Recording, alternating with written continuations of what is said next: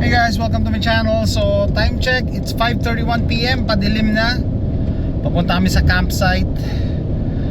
Maraming ganap, sabi naman taga Quezon, daming ganap, daming nangyari, no? So ayan si AJ, tulog na tulog. Dalawa lang kami. So si JM may pasok. So usually pag nagjo-duty yan sa sa fire department, 24 hours yan, bukas pa uwi. Si Mrs. naman nagtrabaho, so ngayong gabi pa ang uwi. So biniling ko lang yung bahay kila Terry kila Rocky. Sabi ko, be a good dog, huwag kayong lalayas. Ang galing maghanap ng daanan eh. Anyway, daming ganap. Kanina nag-live ako 45 minutes, sabi ko 30 minutes lang. Buti umabot ako dun sa usapan namin. 9 AM bike kami. Maganda na yung weather, no? Bike kami. Tapos ano nangyari nung nag-bike kami? Binudget ko talaga yung oras ko eh. Sabi ko mga 1:30 dapat nasa bahay na ako. Nag-lunch kami sa Jollibee. Tapos yun, bike. Pag uwi ko sa bahay, sabi ko, tignan ko nga tong gulong ko, kasi may ingay na naman ako naririnig dito sa driver's side, sa front. Tapos nung pagtingin ko, nagulat ako, yung brake pad ko na naman isang side lang ang napupudpod. Sino ba dyan ang magaling sa sa mga brakes and alignment? Bakit isa lang? Nagulat ako, sabi ko, ganito yung nangyari sa amin eh. Kaya matik na kami maaksidente eh. Nawalan kami ng preno, nagpunta kami sa beach, pauwi kami. Nung pagtapak ko sa parang may nalaglag. Naramdaman ko, tsaka narinig ko may nalaglag. Siguro yun yung pudpud na brake, nalaglag. So hydraulics na lang talagang nagpe-press dun sa sa rotors. So nag-drive pa rin kami pa uwi hanggang nasa highway na. Meron akong low brake fluid level alert. Siguro nabasag na nga yung yung hydraulic, kasi ceramic yan eh. Tumatagas na yung So kanina naagapan ko, kaya nagulat ako. Buti na lang pala may time pa ako kanina at chinek, hindi ko din drive papunta sa camping. Otherwise may stranded kami ni AJ. So nagulat ako, tataka ako bakit isang side lang ang napupudpud eh. Hindi ko alam kung last time kasi may recall to eh. Yung brake master cylinder, brake cylinder, pinapalitan ko na. So baka yun. So hopefully yun. It just so happen siguro na damage na, napudpud na yung isang side. Sana yun. Sabi sa internet baka daw yung suspension sira, kailangan ng paltan. Pero hindi ko maramdaman na sira yung suspension, pero papalitan ko na rin, no? This is an 8-year-old car. May tumatawag sa akin. Okay guys, 6:30 PM. It's already dark. 14 minutes to go.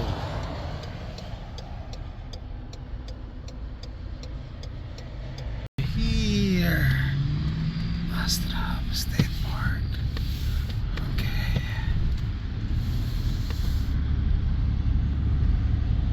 Welcome, bienvenidos.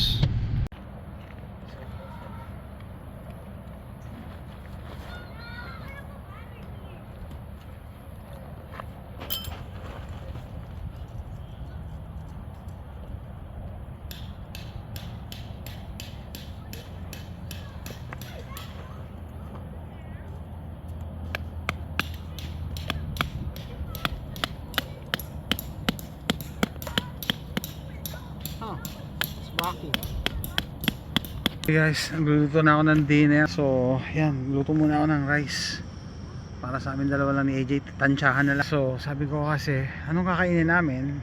Patayin ko nga to. Na may contribution na kasi kami dito sa scouting. Ang wala lang na kain ngayong Friday night. So Saturday breakfast, lunch and dinner yata. Tapos Sunday morning breakfast meron. So ngayon lang. So inisip ko kanina, pwedeng mag to go. Dadaan na lang ako ng to go o take out sa Pilipinas. Kaso malilate ako, hinahabol ko yung oras. Kasi yung mga kasama namin parating daw ng 7.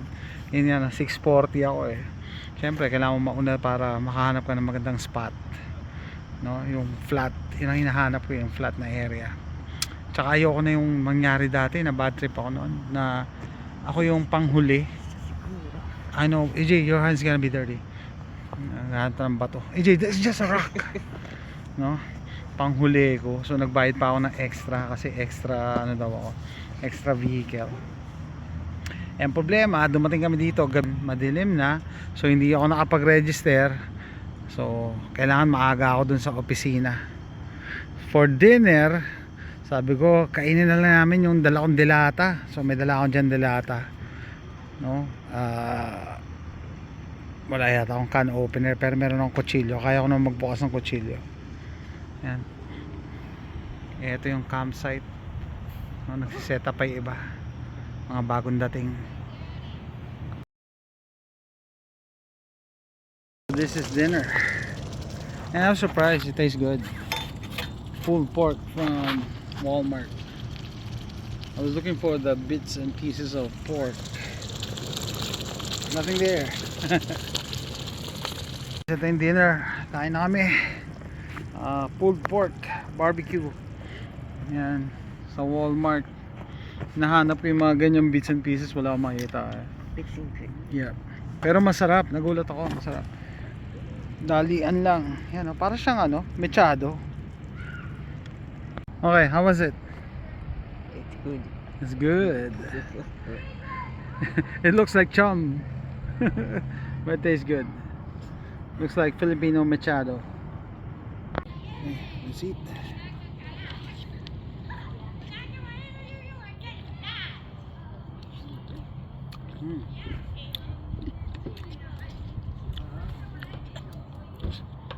Actually, looks like, it tastes like barbecue pork.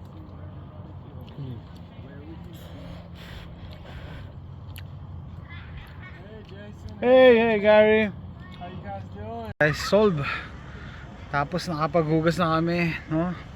Nakalimutan ko magdala ng ano, ng soap, panlaba, ay panghugas. Pero buti meron silang dishwashing station dito na may hot water, as in super hot.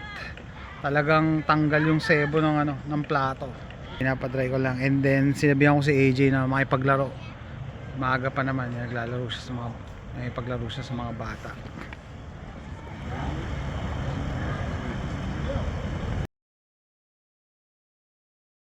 Guys, end of day 1, time check is 10:30 p.m. Time to go to sleep.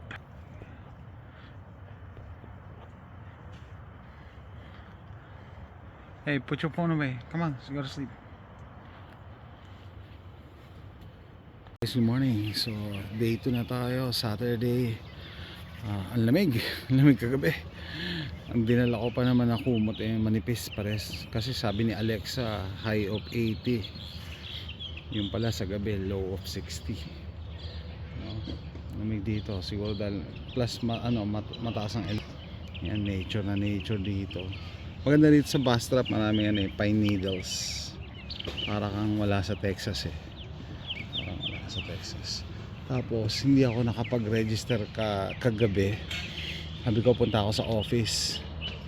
Magdadrive na sana ako. Teka, may e-bike akong dala E-bike na lang gagamitin ko. Tara. Sir preparing their breakfast. That's AJ right there with the jacket.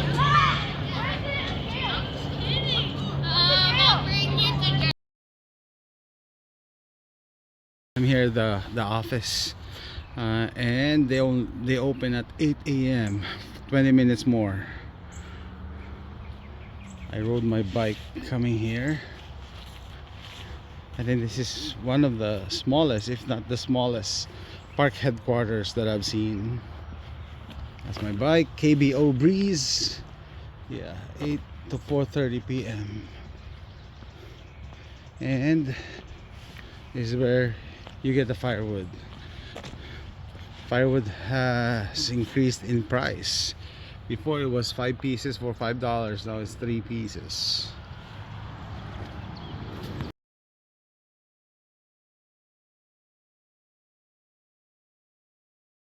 Hey, I'm about to open up.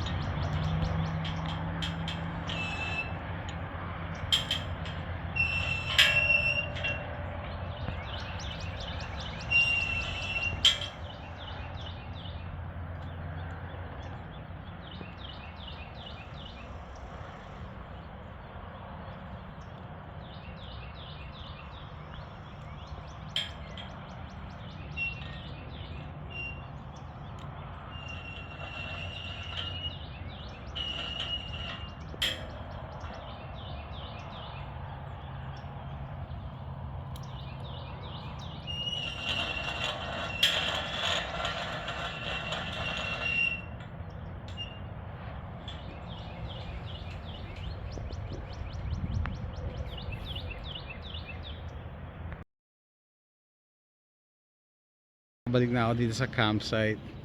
Nagulat ako, no? Hindi ako siningil. Tapos may refund pa daw. Tapos bumili pa ako nito.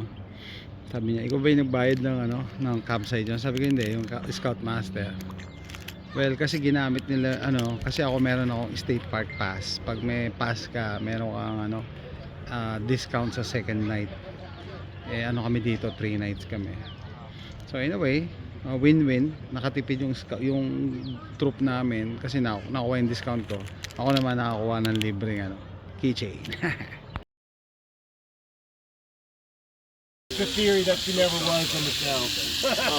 Hey Gary, I'm gonna take a picture of you. Oh, it's like a woman to me. This is a funny like conspiracy theory. Yeah. I'm like, they're just digging. About it. Oh, okay. But everybody else showed up to everything. So like, Let's eat breakfast. Bacon, sausage, pancake, and eggs. And my OJ. The hike. Oh, bro! Oh, yay! There's hope, there's life!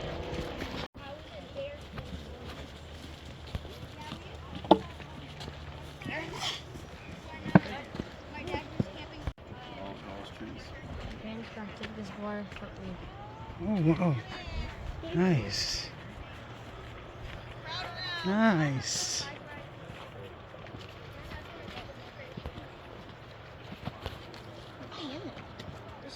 AJ, look at me. We're back. It's just a 1 mile hike, but the angle, the descent and the climb is challenging. He's biking. Good job. Go, go, go. Nice. Go, go, go. Stop at the stop sign, okay? You have to look both ways. I'm biking with my son.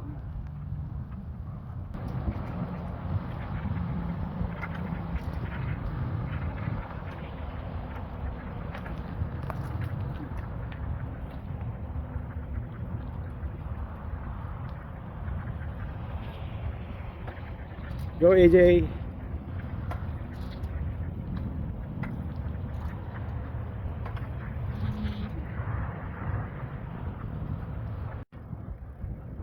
Take it off.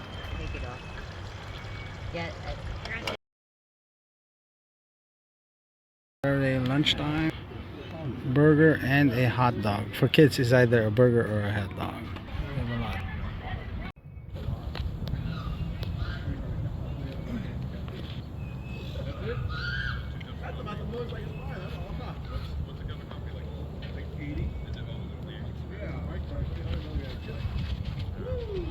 Ni AJ nabobore siya. So mag-fishing kami, so nag-bike kami papunta rito.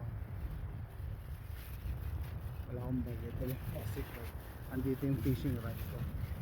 Para pang lake na to. AJ, don't scare the fish. You're gonna scare the fish. Malinaw ng tubig. Malinaw ng tubig. Oh. Kita ko yung ilalim.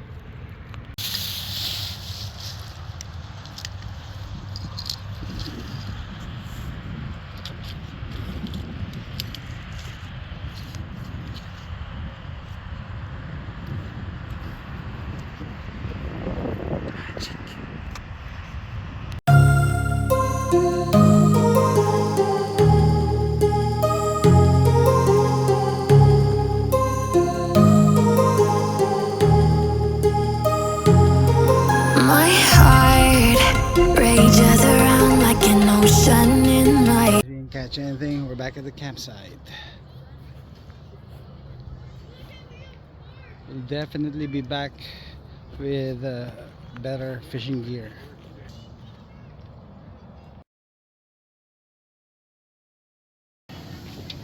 You're there, almost there.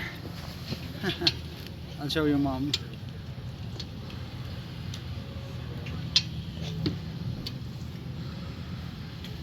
There you go. More, one more.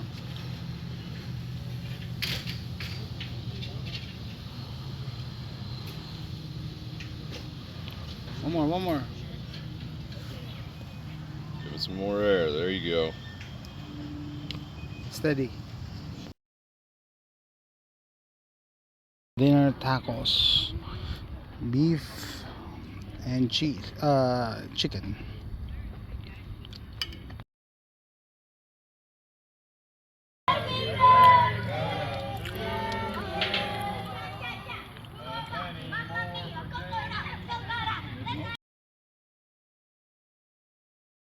Hi guys, our second night. Last night namin nakaligo na kami. Maganda yung restroom dito, may hot water pa.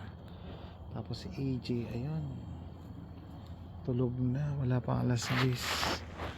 So sa bahay nagkakaproblema yan sa pagtulog sa gabi, late matulog. Pero dito maaga matulog, napagod siguro dahil sa kakalaro, bike, tapos sila nagluluto, naghuhugas ng mga pinaglutuan nila at pinagkainan. Matulog na siya. Hi guys, morning of Sunday, time to go. By the way, hindi ko na pakita yung loob ng tent. Ayan, 8-person tent to, so maluwag para sa aming dalawa ni AJ. Ginamit namin to dati, buong pamilya, 5 kami, tsaka mga aso, asya kami. So bakit ito ginamit ko? Kasi sabi ko, malaki naman yung part, yung campsite. Mas maganda pag sa camping, tsaka sa sa mga tents, mas malaki, mas maganda. Pero hindi sobrang laki, lalo na yung kotse mo malapit lang, hindi mo naman kailangan magbuhat na malayo. Why not? Mas maganda yung malaki yung space mo.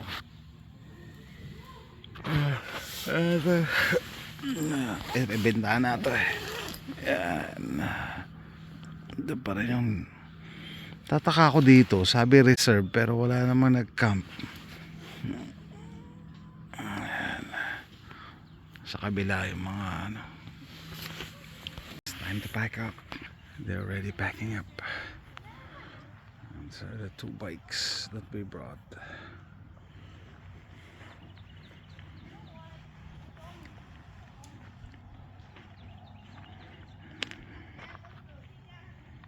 Packing up.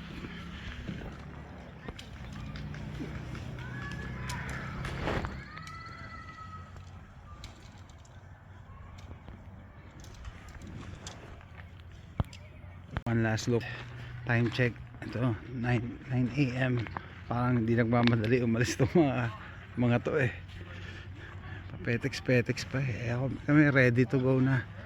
Ito na, I will be that guy na magpapaalam na naman mauuna umalis. Anyway, ang masasabi ko sa camping namin ngayon, we enjoyed it. I enjoyed it. Lalo na si AJ.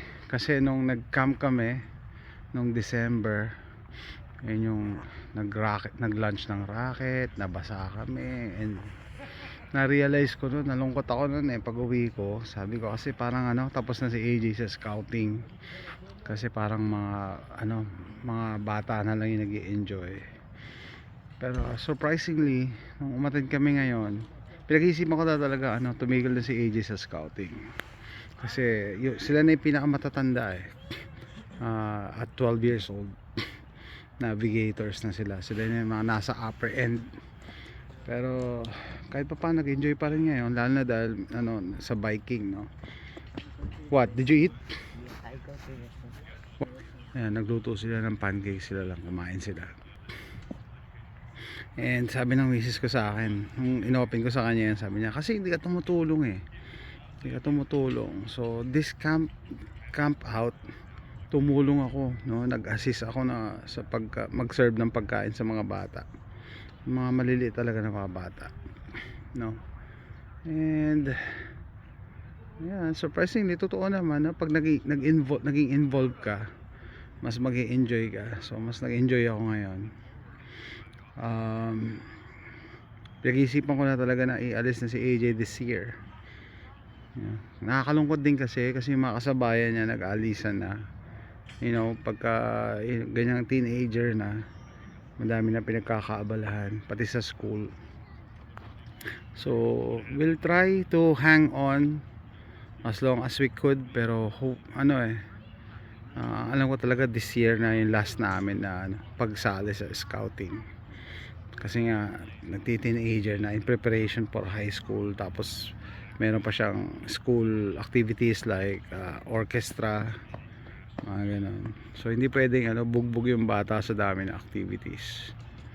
Pwede naman kami mag-camping on our own, pero na-realize ko nung nagpunta kami doon sa Enchanted Rock, kung hindi kami sumama doon, hindi namin may explore yung gilid ng bundok, yung talagang buwis buhay. Sabi nga namin, ang hirap yung ginawa namin, pero yun nga, kasi yung scout master lang nakakaalam ng daan na yan no? Anyway, so eto, campsite, yan yung restroom. Hindi ko na pinakita kasi may naliligo na bata, baka mapagkamalan tayong pido. Hindi ako pwede mag video. Tapos yun yung yung playground, tapos dyan yung swimming pool. May swimming pool dyan open lang yan during summer, no? Tapos ito, so itong campground na to walang power pero may tubig, water only. Meron namang campsites na may may power banda doon pa. So dito kami usually pag kahit summer, dadala lang kami electric pan tsaka battery powered na power pack, battery pack, para walking distance lang yung swimming pool. Anyway, ito siya, the Piney Hills. Kita nyo, pine needles, parang wala ka sa Texas kasi puro pine trees.